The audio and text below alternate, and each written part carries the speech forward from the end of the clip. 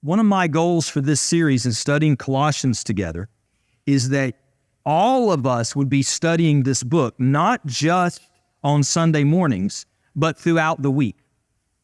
And so what I hope you will do is pick one of these up and grab the sermon schedule that is in it. And so, for instance, look and see what scripture we're going to be studying together next Sunday morning corporately as a church. And throughout this week, you be studying that scripture. Not after we preach it, but before we preach it. And my suggestion would be that you take those verses that we're going to look at that Sunday and read them numerous times throughout your week. Take, whether it's every day or every opportunity that you can, to read those passages and just what the Bible calls meditate on them. Chew over those passages. Think about them.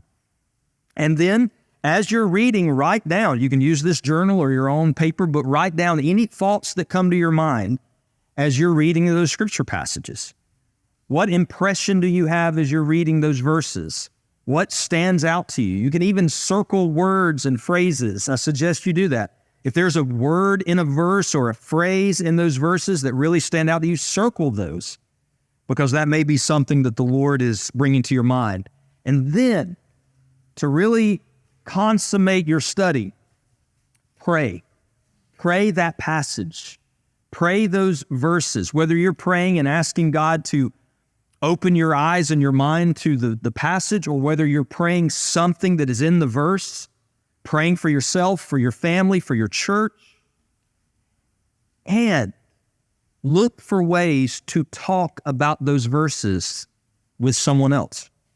If you're in a family, talk about them with your kids or with your spouse. Or find people in the church, text with them. When we start dialoguing about the Word, when we start discussing the Word, that is when the Spirit is really helping to teach us. I want us to learn from Colossians, but I want us to learn together, but I want this to be something that we're eager, when we come in here on a Sunday morning, that we've been chewing over and praying over and talking about this passage all week. And then as we hear it taught publicly, we may find the Lord reaffirms things that we've studied on our own, or shows us something new from what we have been studying together.